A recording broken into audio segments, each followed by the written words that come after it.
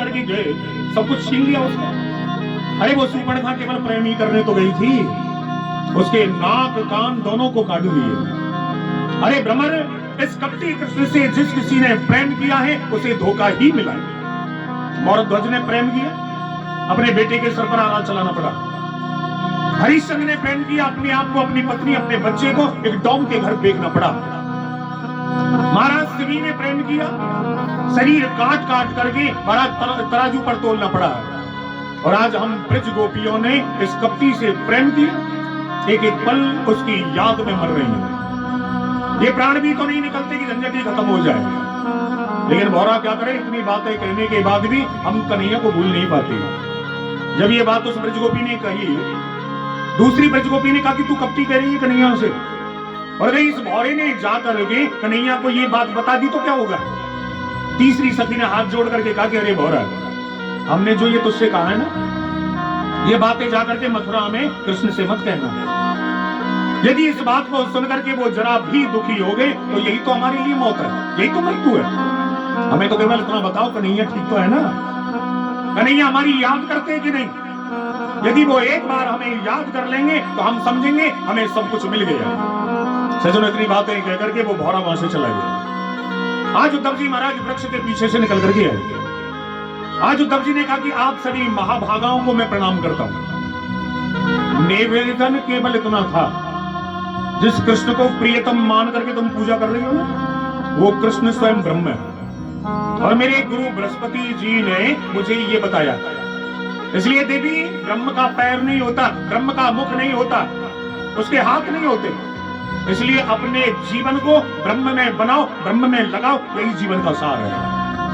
आज एक ब्रजगोपी ने तिरछी नजर से उद्धव को देखा है। उस ब्रजगोपी ने कहा कि उद्धव ठीक कहते हो, मन को ब्रह्म में लगाओ। मगर किसी के पास में मन ना हो तो फिर वो क्या करे।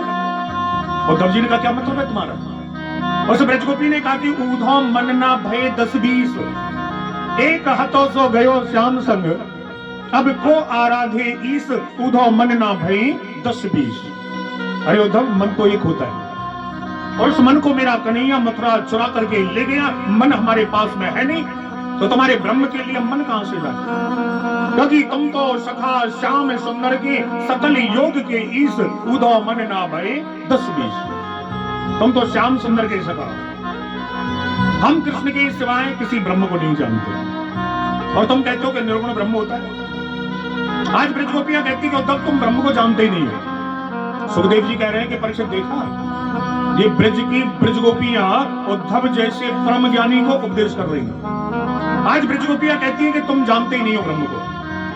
अरे उद्धव, निर्गुण का अर्थ होता है जिसमें प्राकृतिक गुण नहीं हो, और सगुण का अर्थ होता है जिसमें दिव्य गुण विद्वान हो। मेरे कन्हैया को निर्गुण इसलिए कहते हैं उसमें संसार के गुण नहीं, और सगुण वो इसलिए है कि उसमें दिव्य गुण विद्वान है। और तुम कहते हो कि उसके हाथ नहीं होता। यदि हाथ नहीं होता तो छीके से मटकी उतारी कैसे। यदि पैर नहीं होता तो जंगल में गऊ चराने गया कैसे। यदि मुंह नहीं होता तो माखन खाया कैसे। उद्धव, तुम ब्रह्म को नहीं जानते और तुम कहते हो कि वो निर्गुण ब्रह्म सब में विराजमान है। तो फिर तुम भी ब्रह्म और हम भी ब्रह्म है। तो ब्रह्म होकर के दूसरे ब्रह्म को उपदेश देने की गलती क्यों करते हो। जब सब कुछ ही ब्रह्म है तो ये उपदेश किस लिए, ये शिक्षा किसके लिए। अरे उद्धव, तुम सोचते हो कि हम रोती है कृष्ण से मिलने के लिए।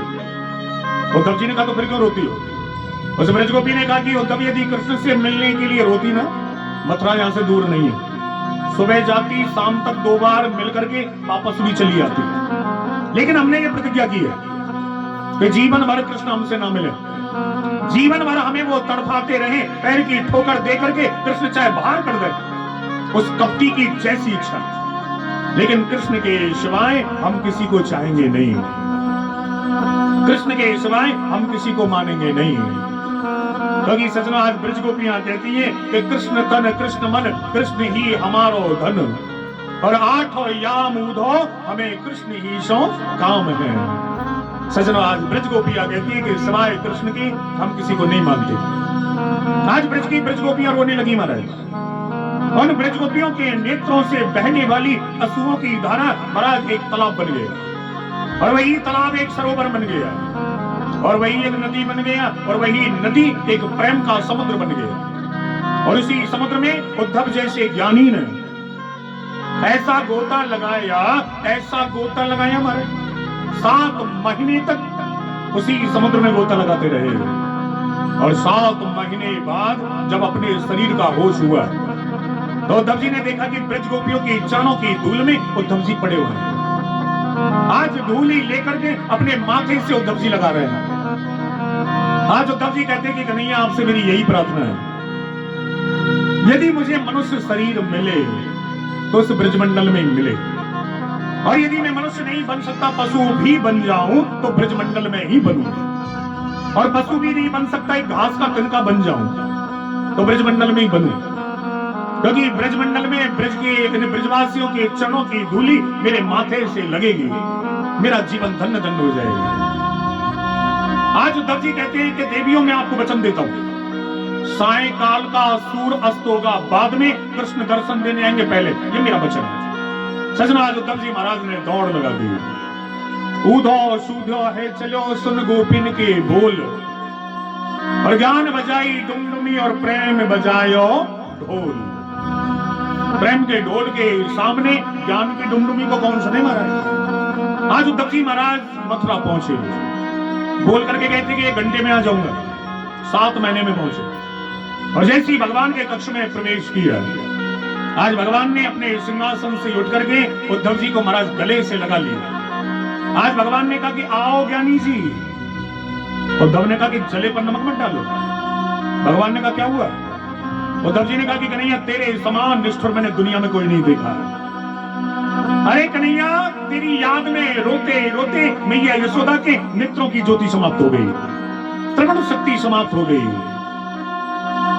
राधा रानी का शरीर भी सूख करके एक लकड़ी के समान हो गए, गायों की चंचलता समाप्त हो गई, पशु पक्षी भी महाराज समाधि लगा करके बैठे रहते हैं। आज उद्धव जी कहते हैं कि कन्हैया एक ब्रजवासी ने मुझसे कहा कि भैया उद्धव जिस दिन से कन्हैया हमें छोड़ करके गए उसी दिन से हमारे ऊपर बहुत बड़ी गरीबी आ गई, जब कन्हैया ही नहीं है तो धन का हम क्या करें। आज उद्धव जी कहते हैं कि कन्हैया तू मेरे साथ में चल ब्रज में, ये तूने अच्छा नहीं किया, तू मिलने के लिए नहीं गया। आज भगवान ने कहा कि उद्धव जी आंखें बंद करो। सजना उद्धव जी ने जैसी आंखें बंद की, भगवान ने कहा कि खोल करके देखो। उद्धव जी ने खोल करके देखा तो महाराज हजारों की संख्या में ब्रज गोपियां प्रकट हो गई, राधा रानी प्रकट हो गई भगवान के पास में। आज भगवान ने कहा कि उद्धव मेरे बिना ये नहीं रहती और इनके बिना मैं नहीं रहता, ये तो मेरी लीला थी। तुम पढ़े लिखे थे, ज्ञानी थे, विनम्र थे, लेकिन मैंने सोचा कि तुम्हारे ज्ञान पर थोड़ा सा प्रेम का रंग चढ़ जाए तो सोने में सुहागा हो जाए, और ये तब तक संभव नहीं था जब तक तुम ब्रज गोपियों का संग नहीं करते। अरे उद्धव ये कोई ब्रज गोपी ना साधारण नहीं है, स्वयं वेद के मंत्र ब्रज गोपी। सजनों में आपको बता दूं ये ब्रज गोपी कौन आकर के बने ब्रज में।